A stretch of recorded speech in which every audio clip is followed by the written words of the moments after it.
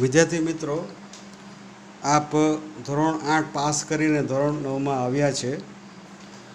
આપ મિત્રો જ્યારે જૂનમાં નવું સત્ર શરૂ થાય ત્યારે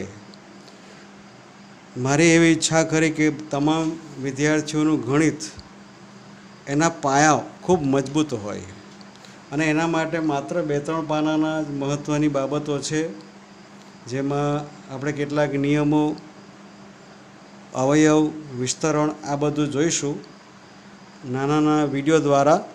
એટલે આપ વેકેશનની અંદર રમતની સાથે ભણી પણ શકો અને જ્યારે સ્કૂલ ખુલે ત્યારે બધા જ વિદ્યાર્થીઓનો ગણિતનો પાયો મજબૂત થાય.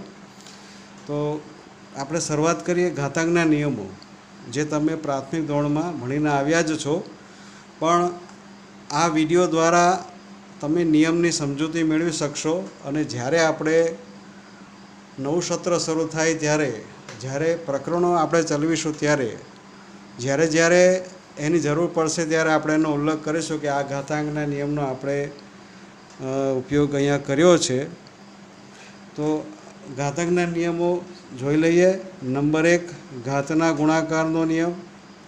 એનો એમ ઘાત ગુણ્યા એનો એન ઘાત બરાબર એનો એમ વત્તા એન ઘાત. મિત્રો, અહીંયા આધાર સરખો છે. એ ઘાતાંકોનો સરવાળો થાય છે એમ વત્તા એન.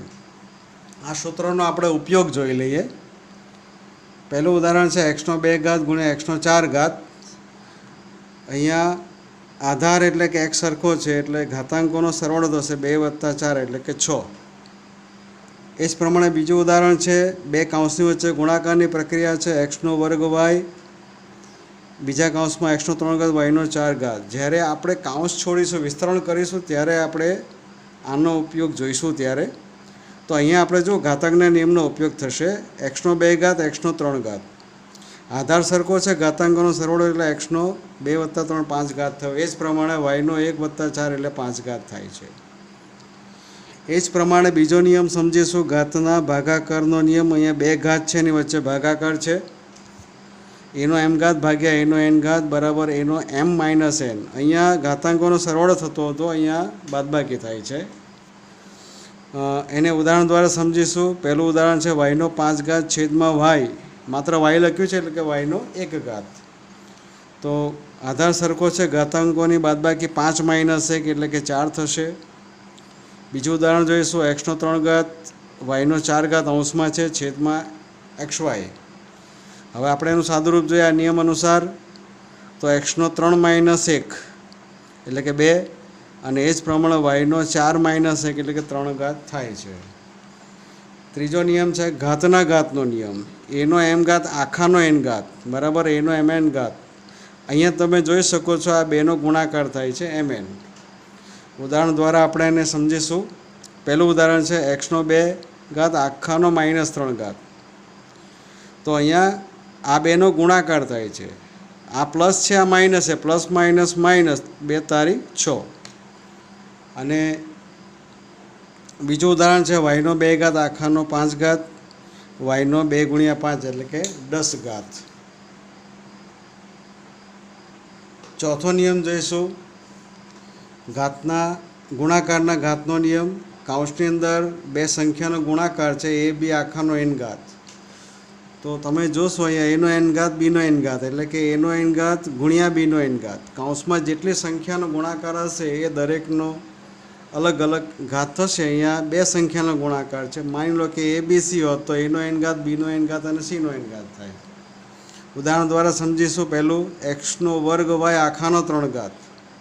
હવે અહીંયા આપણે ઘાતના નિયમનો પણ સાથે ઉપયોગ કરીશું અને ગુણાકારના ઘાતના નિયમનો પણ ઉપયોગ કરીશું. તો xના વર્ગનો 2 ઘાત xના વર્ગનો 3 ઘાત એટલે 3 દુ 6 અને y નો 3 ઘાત. એ જ પ્રમાણે બીજું ઉદાહરણ છે, કૌંસમાં છે -2 x વર્ગ y આખાનો 3 ઘાત. હવે મિત્રો, આપ પ્રાથમિકમાં ભણ્યા છો કે માઇનસ હોય ઋણ અને ઘાતાંક એકી હોય તો માઇનસ આવે. આપણે સ્કૂલ ચાલુ થાય ત્યારે સમજીશું. માઇનસ ગુણ્યા માઇનસ ગુણ્યા માઇનસ માઇનસ થશે. તો આ માઇનસ થયું. 2 નો 3 ઘાત એટલે 8 થયો. એક્સના વર્ગનો 3 એટલે 2 તારી 6 અને y નો 3 ઘાત. આપણે આની અંદર આ નિયમ અને આગળનો નિયમનો પણ આપણે ઉપયોગ કરી રહ્યા છે. આગળની ત્રીજો નિયમ જે આપણે જોયો ઘાતનો નિયમ.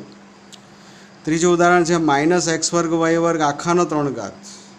હવે અહીંયા ઋણ છે, ઘાતાંક એકી છે એટલે માઇનસ, એક્સના વર્ગનો 3 એટલે 3 દુ 6 અને વાયનો પણ 2 તારી 6.